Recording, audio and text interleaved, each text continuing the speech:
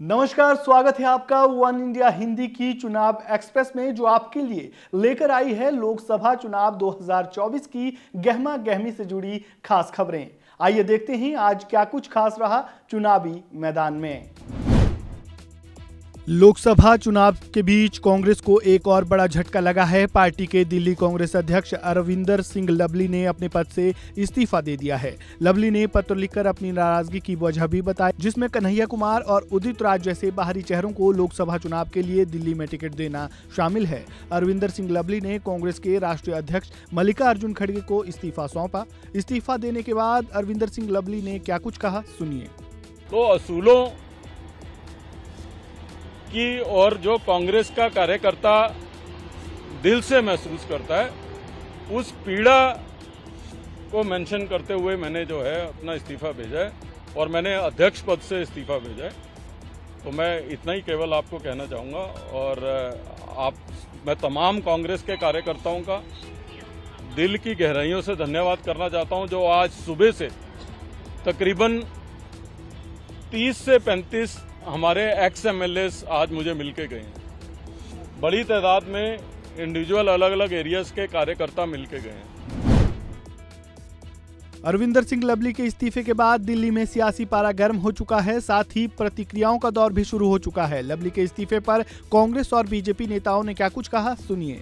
से उनके मन में बहुत पीड़ा है और कुछ चीजों को लेकर आंदोलित है। उनको लगता है कि पिछले महीने 2 महीने में जिस तरीके से जो बातें, मैंने ठीक से उनकी चिट्ठी नहीं पढ़ी पूरी हर पॉइंट पर, तो मैं नहीं कोई प्रतिक्रिया दे पाऊंगा, लेकिन एक व्यक्तिगत पीड़ा है, एक कांग्रेस अध्यक्ष होके और एक कांग्रेस का कार्यकर्ता होके, और मुझे लगता है कि जो बातें उन्होंने कही हैं उनकी पीड़ा, इस पर गंभीरता से ध्यान जरूर देना पड़ेगा। मेरे उस बारे में कोई बात नहीं। मेरे को ये कहा कि मैंने जो भी लिखना था मैंने कांग्रेस प्रेसिडेंट को लिख दिया है। It was so shocking for all of us कि व्हाई हैज ही रिजाइंड, लेकिन उन्होंने कहा मैं पार्टी से रिजाइन नहीं किया, मैं सिर्फ अपने पद से इस्तीफा दिया क्योंकि कोई प्रॉब्लम थी जिसकी वजह से उन्होंने दिया। जिस तरह से टिकट बंटवारा हुआ उदित राज जी और कन्हैया कुमार को टिकट मिला, इससे भी नाराजगी नहीं कोई ऐसी, देखिए it is the prerogative of the party high command to whom to give ticket, whom not to give ticket. लेकिन वो चीजें जब तक नहीं होती तब तक everybody has a right to ask for the ticket. एक बार टिकट अनाउंस हो जाए तो उसके बाद वो मैटर खत्म हो जाता है। तो मैं तो ये कहूंगा कि जो भी है इंटरनल पार्टी मैटर है, हम लोग डिस्कस करेंगे। कांग्रेस के अंदर सब ठीक ठाक नहीं है। कांग्रेस में जिस प्रकार से एक परिवार सबको चलाना चाहता है और परिवार ही तय करता है, उससे पार्टी के जो जमीनी नेता वो तंग हैं। और जिस प्रकार से उन्होंने आम आदमी पार्टी का साथ समझौता किया और लोगों को, अपने कार्यकर्ताओं को मजबूर किया, उससे कार्यकर्ता भी तंग है। और जमीन पर उनके कार्यकर्ता आज आम आदमी पार्टी के नेताओं के लिए, जहां उनके सांसदों, जिनको सांसद के लिए टिकट मिला, उनके लिए काम कर नहीं रहे। कोई देखता है उनको कि कल तक जिन लोगों को लेकर वह खुद भ्रष्टाचार के आरोप लगाते थे, आज उन्हीं लोगों के साथ समझौता कर चुनाव लड़े, ये कैसे पॉसिबल है। तो दिखता है कि वहां पर लोगों का सांस घुट रहा है, लोगों को घुटन हो रही है, इसलिए वह इस्तीफा दे रहे हैं।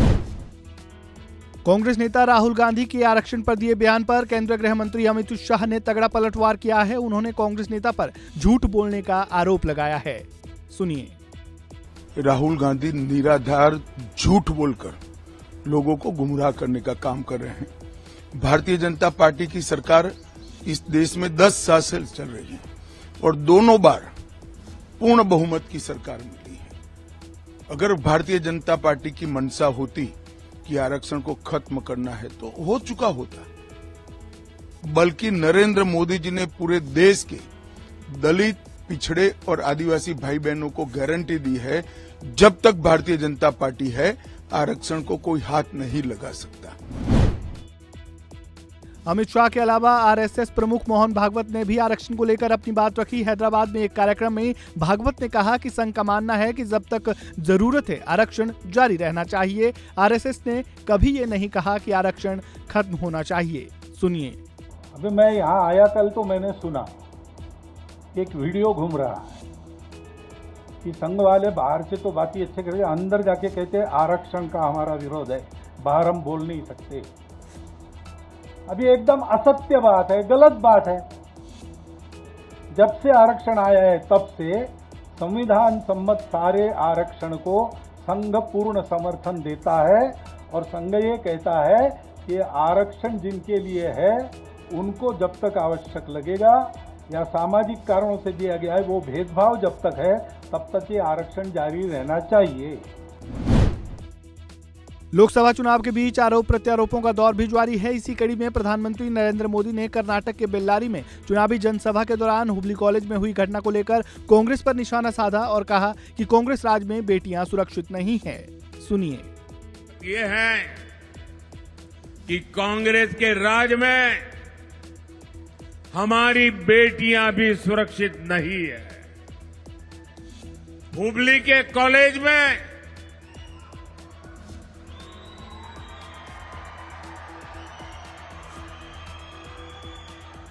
सरेआम एक नौजवान बेटी को चाकू के एक के बाद एक वार कर करके मौत के घाट उतार दिया गया। लेकिन कांग्रेस पार्टी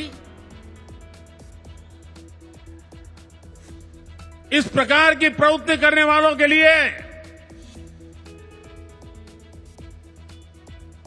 डर का नामो निशान नहीं रहा है। उल्टा जिनकी बेटी मारी गई वो पूरा परिवार बेचारा चिंता में जी रहा है। कांग्रेस नेता राहुल गांधी ने भी ओडिशा के केंद्रापड़ा में चुनावी जनसभा को संबोधित करते हुए नरेंद्र मोदी पर निशाना साधा। साथ ही तेलंगाना का जिक्र करते हुए बीजेपी और बीआरएस पर तीखे तंज कसे। सुनिए।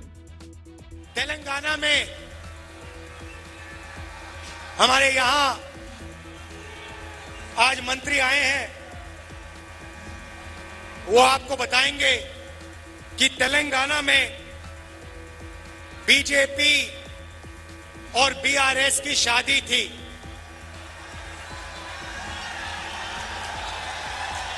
वहां पे हर रोज उनकी बारात निकलती थी, ड्रामेबाजी होती थी और कांग्रेस पार्टी ने तेलंगाना में दिखाया कि बीजेपी और बीआरएस एक हैं और अगर विपक्ष का कोई काम कर रहा है तो कांग्रेस पार्टी कर रही है। उत्तर प्रदेश के मुख्यमंत्री बरेली में चुनावी जनसभा करने पहुंचे। इस दौरान उन्होंने सपा, बसपा और कांग्रेस पर जमकर निशाना साधा और कहा कि ये वो लोग हैं जो बिना सत्ता के रह नहीं सकते। सुनिए। बहनों और भाइयों, ये वही कांग्रेस है, ये वही सपा है, ये वही बसपा है। जब सत्ता में आए थे तब कहते थे, कांग्रेस के लोग कहते थे राम हुए ही नहीं, समाजवादी पार्टी के लोग कहते थे कि अयोध्या में परिंदा भी पर नहीं मर सकता। आखिर आज सत्ता से वंचित हुए, अब कैसे तड़प रहे हैं लोग, जैसे बिन पानी मछली तड़पती है, क्योंकि अगर सत्ता के लोग रह नहीं सकते। लोकसभा चुनाव के बीच चुनाव आयोग ने आम आदमी पार्टी को अपने इलेक्शन कैंपेन सॉन्ग में बदलाव करने को कहा है। इसी ने कहा है कि सॉन्ग की लाइन जेल के जवाब में हम वोट देंगे के साथ आक्रोशित भीड़ नजर आ रही है। इस भीड़ के हाथ में जेल की सलाखों के पीछे अरविंद केजरीवाल की तस्वीर है। इस तरह के पिक्चराइजेशन से न्यायपालिका की छवि खराब होती है। इसी के इस आदेश को लेकर दिल्ली सरकार में मंत्री आतिशी ने बीजेपी को निशाने पर लिया है, उसका सबूत उन्होंने देश के सामने रख दिया। सबसे पहले भारतीय जनता पार्टी शासित केंद्र सरकार ने एक फर्जी मुकदमे में दिल्ली के मुख्यमंत्री अरविंद केजरीवाल जी को लोकसभा चुनाव की घोषणा के बाद गिरफ्तार कर लिया। इसलिए गिरफ्तार कर लिया कि अरविंद केजरीवाल जी लोकसभा के चुनाव में प्रचार ना कर सके। ये सिर्फ तानाशाही सरकारों में होता है कि विपक्ष के नेताओं को जेल में डाल देते हैं। तानाशाही सरकारों में यह भी दूसरा लक्षण होता है कि विपक्षी पार्टियों को प्रचार करने से रोका जाता है। और आज यही हुआ है। भारतीय जनता पार्टी के एक और राजनीतिक हथियार इलेक्शन कमीशन ऑफ इंडिया ने अपने इस पत्र के माध्यम से आम आदमी पार्टी के कैंपेन सॉन्ग पर रोक लगा दी है। आरजेडी नेता तेजस्वी यादव ने हिंदुस्तान अवाम मोर्चा नेता और पूर्व सीएम जीतन राम मांझी के उस बयान पर पलटवार किया जिसमें उन्होंने कहा कि अगर इंडिया गठबंधन की सरकार बनती है तो ये देश को पाकिस्तान की तरह तोड़ने का काम करेंगे। क्या कुछ कहा, सुनिए। ये भी उसी रंग में होगा, अब क्या बताएं। हमारी पूरी शुभकामनाएं हैं उनको, लेकिन इस तरह का इतना जल्दी उनका रंग चढ़ गया आरएसएस का इनके ऊपर, ताज्जुब है। लोकसभा चुनाव को लेकर जेल में बंद दिल्ली के मुख्यमंत्री अरविंद केजरीवाल की पत्नी सुनीता केजरीवाल काफी एक्टिव नजर आ रही हैं। सुनीता ने वेस्ट दिल्ली में आम आदमी पार्टी उम्मीदवार महाबाल मिश्रा के समर्थन में रोड शो निकाला। तो चुनाव एक्सप्रेस में फिलहाल इतना ही, फिर लौटेंगे नई खबरों के साथ इसी रफ्तार से। अगर आपको जानकारी अच्छी लगी हो तो वीडियो को लाइक शेयर जरूर करें, चैनल को जरूर सब्सक्राइब करें और बेल आइकन को दबाना बिल्कुल ना भूलें। धन्यवाद।